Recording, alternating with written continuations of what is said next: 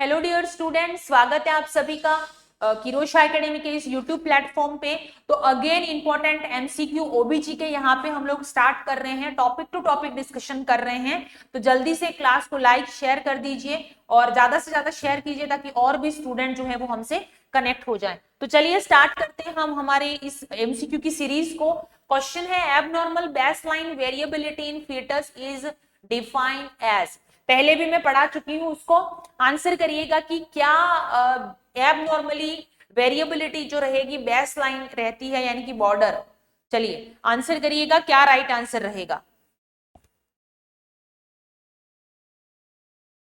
ठीक है, चलिए तो यहां पे मैंने आपको बताया था। ठीक है, तो लेस देन अगर 5 बीट पर मिनट है, वेरिएबिलिटी अगर लेस देन कितनी, less than 5 beat per minute है, अगर वेरिएबिलिटी लेस देन, तो ये एबनॉर्मल है। क्या है? एबनॉर्मल, यानी कि 5 से नीचे नहीं जाना चाहिए।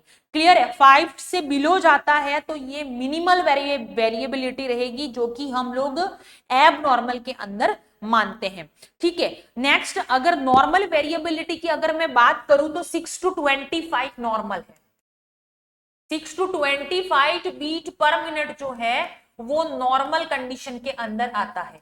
क्लियर है? बाकी अगर अगर हम मैं बात करूं कि 90 मिनट से ज्यादा अगर होता है, ठीक है, 90 मिनट से ज्यादा अगर परसिस्टेंट मिनिमल वेरिएबल यानी कि लेस देन 5 मिनट है और वो भी 90 मिनट से ज्यादा, ठीक है, मोर देन 90 मिनट, तो ये क्या रहेगा? थोड़ा कंसर्निंग रहता है। क्या रहता है? कंसर्निंग रहता है। क्लियर है? तो यहाँ पे राइट आंसर हमारा क्या रहेगा? करेक्ट आंसर यहाँ पे बनेगा हमारा option number D, beat to beat variation less than 5 for 90 minute is abnormal रहेगा। क्लियर है? तो यहाँ पे करेक्ट आंसर हमारा क्या रहेगा? D is the correct answer. बाकी चीजें देख लीजिए, beat to beat variation less than 5 minute रहता है, लेकिन लेस देन 5 मिनट एबनॉर्मल तो है, लेकिन अगर टाइम भी 90 मिनट से ज्यादा, यहाँ पे पर्टिकुलर टाइम नहीं दे रखा है, इसलिए ये आंसर नहीं होगा। Beat to beat less than 40 minute है, नहीं रहेगा। ठीक है, बीट टू बीट 60, लेकिन 90 से अगर ज्यादा है तो ये एबनॉर्मल सिचुएशन रहेगी। क्लियर है? नेक्स्ट यहाँ पे nurse perform assessment of patient post caesarean section delivery, which assessment indicate need to contact doctor. तुरंत डॉक्टर के कांटेक्ट की जरूरत है, ऐसा कौन सा सिचुएशन है? आंसर करिएगा, क्लास को शेयर करना है और आंसर करना है। तो देखिए, हीमोग्लोबिन 11 है, परफेक्ट है, कोई दिक्कत नहीं है। मैटरनल प्लस 84 है, बराबर है। WBCPC भी 12,000 है, बिल्कुल सही है। लेकिन फीटल हार्ट होनी चाहिए 110 से लगा के, आपको पता है 110 to 160 होना चाहिए, 110 to 160 beat per minute. Clear है? तो करेक्ट आंसर यहाँ पे क्या रहेगा? B is the correct one. ठीक है, नेक्स्ट आगे बढ़ते हैं। The sign of fetal distress are fetal heart sound irregular, meconium stain liquor, fetal heart sound less than 120 beat per minute and all of this. Answer करिएगा, क्या right answer यहाँ पे रहेगा? एवरीवन क्लास को share करना है और साथ में आंसर भी करेंगे। फीटल डिस्ट्रेस, मेकोनियम जब एस्पिरेट करता है तो उस सिचुएशन में फीटल डिस्ट्रेस होने के चांसेस ज्यादा रहते हैं। तो फीटल की हार्ट साउंड इरेगुलर रहेगी। Meconium stain liquor, green colour का लाइकर देखने को मिलेगा। Fetal heart sound less than 120 हो जाएगी, तो ऑल ऑफ दिस यहाँ पे राइट आंसर रहेगा। Next, all of the following can be used to determine chromosomal analysis of the fetus except, पूछा गया है। ऐसे क्वेश्चन को ध्यान से पढ़ना है। Amniocentesis, chorionic villus sampling, percutaneous umbilical blood sampling, या फिर fetal umbilical Doppler velocimetry. Answer करिएगा, क्या राइट आंसर यहाँ पे रहेगा? एवरीवन सभी आंसर करना है, क्लास को शेयर करना है, साथ में आंसर भी करना है। चलिए आंसर करिएगा। एक्सेप्ट पूछा गया है कि all of the following can be used to determine chromosomal analysis, chromosomal abnormality analysis के लिए परफॉर्म किया जाता है, एक को छोड़ के। एमनियोसेंटेसिस बिल्कुल करते हैं 15 से 20 वीक में। कोरियोनिक विलास सैंपलिंग करते हैं। परक्यूटेनियस अम्बिलिकल सैंपलिंग यानी कि कोर्डोसिंथेसिस करते हैं, कोर्डो सिंथेसिस। ठीक है, कोर्डोसिंथेसिस परफॉर्म किया जाता है, लेकिन फीटल अम्बिलिकल डॉपलर वेलोमेट्री जो है, क्लियर है, वो हम लोग क्रोमोसोमल एबनॉर्मलिटी के लिए परफॉर्म नहीं करते हैं। Next, What does the decreased diastolic flow in umbilical artery Doppler velometry indicate? Normal placental function, improved fetal status, increased placental vascular resistance या फिर decreased placental vascular resistance? Answer करिएगा। Umbilical artery Doppler वेलोमेट्री indicate कर रहा है कि diastolic flow जो है वो डिक्रीज हो रहा है अम्बिलिकल आर्टरी का। आंसर करिएगा क्या इंडिकेट करेगा ये? तो अम्बिलिकल आर्टरी जो डॉपलर करते हैं, ठीक है, वो अम्बिलिकल आर्टरी का जो डॉपलर किया जाता है वो असेस करता है प्लेसेंटल रेजिस्टेंस को। किसको? Placental resistance. ठीक है, प्लेसेंटल रेजिस्टेंस जो होता है उसको असेस करने के लिए हम लोग ये जो है वो यूज करते हैं। तो इंक्रीज प्लेसेंटल रेजिस्टेंस होगा अगर डॉपलर में डायस्टोलिक जो फ्लो है वो कम आ रहा है।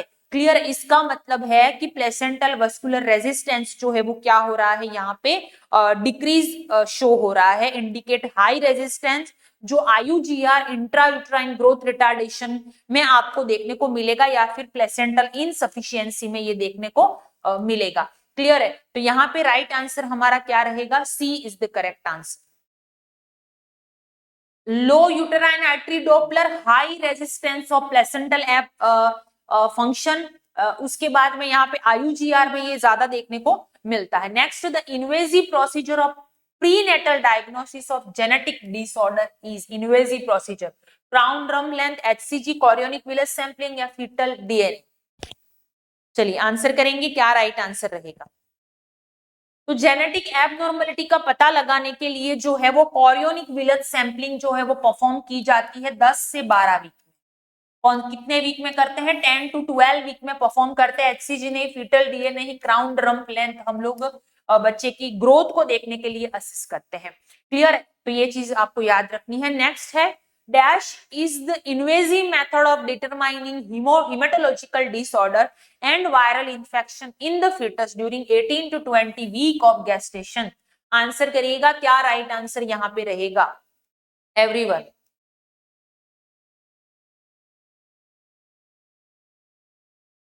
तो एनीमिया और इन्फेक्शन का अगर आपको पता लगाना है, ठीक है, तो क्या करते हैं? प्रेगनेंसी एसोसिएटेड प्लाज्मा प्रोटीन नहीं, अल्ट्रासाउंड से पता नहीं चलेगा, फीटल डीएनए नहीं, कोर्डोसिंथेसिस जो होता है वो परफॉर्म किया जाता है इस पता लगाने के लिए। ठीक है, तो यहाँ पे राइट आंसर क्या रहेगा? B is the correct answer.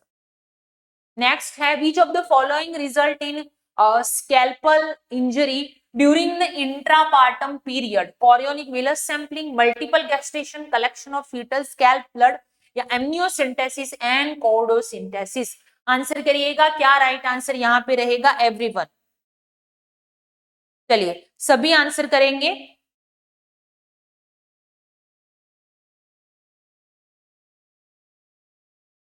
चलिए आंसर करिएगा, क्या राइट आंसर रहेगा? ठीक है, तो देखिए यहाँ पे पूछा गया है कि विच of the following result in scalpel injury during intrapartum period. ठीक है, तो स्कैल्पल में इंजरी होती है, उसमें क्या होता है? फीटल का स्कैल्प आपने देखा होगा, उसमें ब्लड कलेक्शन हो जाता है, फिर वो धीरे धीरे सही भी हो जाता है। ठीक है, टाइम टू टाइम। तो यहाँ पे जो आंसर रहेगा वो यहाँ पे सी करेक्ट आंसर आपका रहेगा। बाकी एमनियोसिंथेसिस एंड कोर्डोसिंथेसिस नहीं होगा, इंट्रापार्टम ड्यूरिंग लेबर की बात हो रही है। क्लियर है? कोरियोनिक विलस सैंपलिंग पहले करते हैं, मल्टीपल गेस्टेशन आंसर नहीं होगा। Next, which of the following is an indication for oxytocin challenging test, OCT? Labour के लिए लेडी रेडी है या नहीं, उसके लिए ऑक्सीटोसिन जो चैलेंजिंग टेस्ट है ओसीटी वो परफॉर्म किया जाता है। चलिए आंसर करिएगा। 40 वीक के बाद में वैसे इसको परफॉर्म करते हैं, तो आंसर करिए, क्या राइट आंसर रहेगा?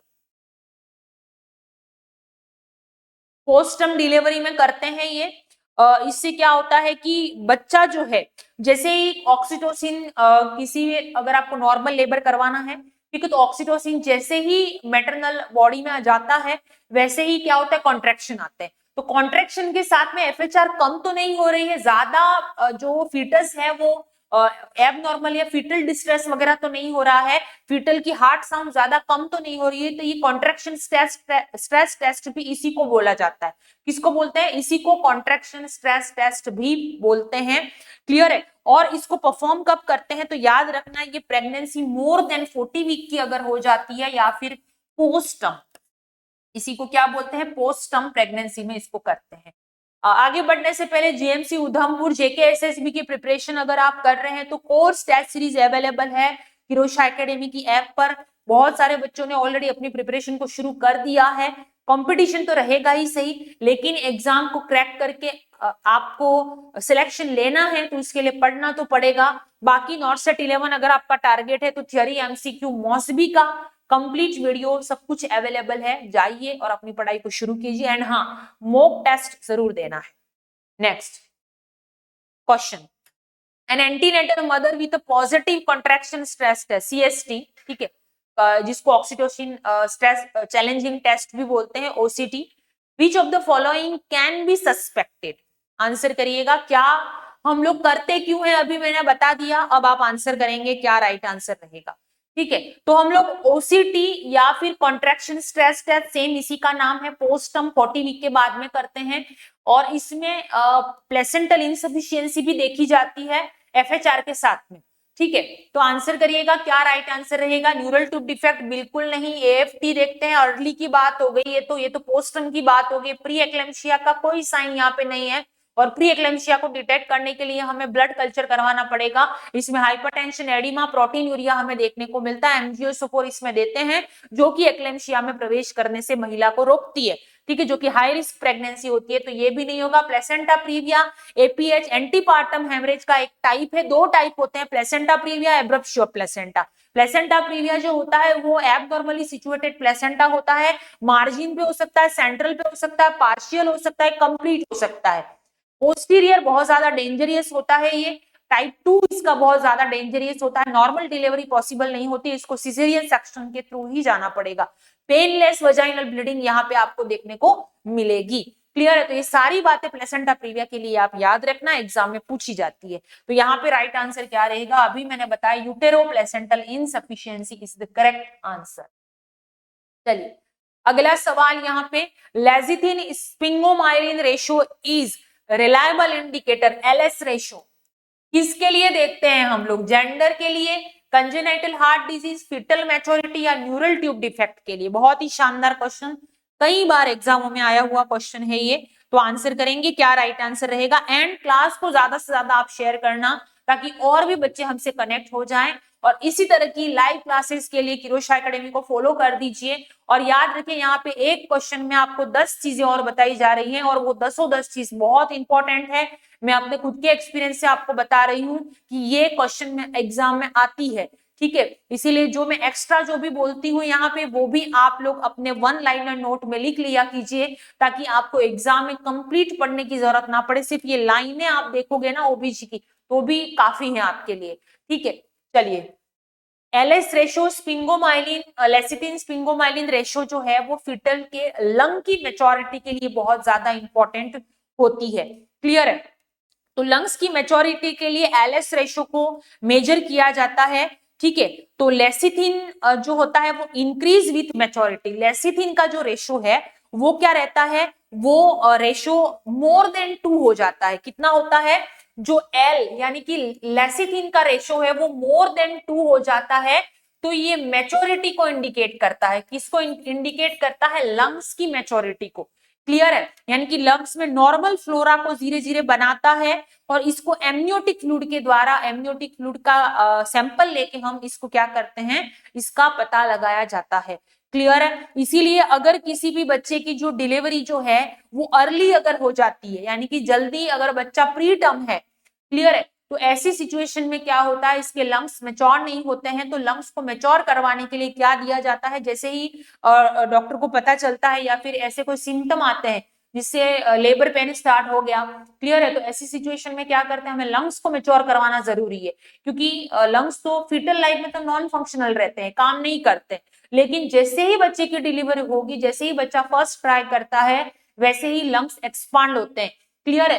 तो इसीलिए यहाँ पे क्या करवाया जाता है, अगर किसी में डिलीवरी जो है वो 32 वीक पे जैसे हो रही है, क्लियर है, तो उसमें एलएस रेशियो जो रहता है वो सही 1:1 रहता है, इसीलिए यहाँ पे मेच्योर लंग्स नहीं होते। तो ऐसी सिचुएशन अगर आती है तो क्या करवाया जाता है, स्टेरॉइड देते हैं, डेक्सामेथासोन इसकी ड्रग ऑफ चॉइस होती है जो दी जाती है ताकि लंग्स को मेच्योर करवाए जा सके। और डिलीवरी को थोड़ा डिले करने के लिए क्या करते हैं, टोकोलाइटिक एजेंट का यूज करते हैं ताकि तब तक हम लोग क्या कर सकें, उसे उस बच्चे के लंग्स को मेच्योर करने के लिए डेक्सामेथासोन हम दे सकते हैं। डिलीवरी के बाद भी बच्चे को दिया जाता है लेकिन अर्ली में भी देते हैं। तो यहाँ पे fetal maturity is the correct answer, fetal lungs maturity. Next, the test which is done during pregnancy to assess the fetal lung maturity. Answer करिएगा क्या राइट आंसर रहेगा, अभी मैंने बताया what is the correct one.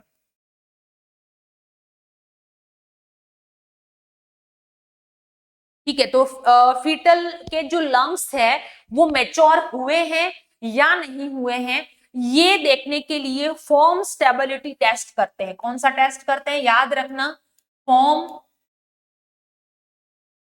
Stability test. ठीक है, form stability test या उसको शेक टेस्ट भी बोलते हैं, याद रखना बहुत इंपॉर्टेंट है, फॉर्म स्टेबिलिटी टेस्ट या फिर शेक टेस्ट, क्या बोलते हैं,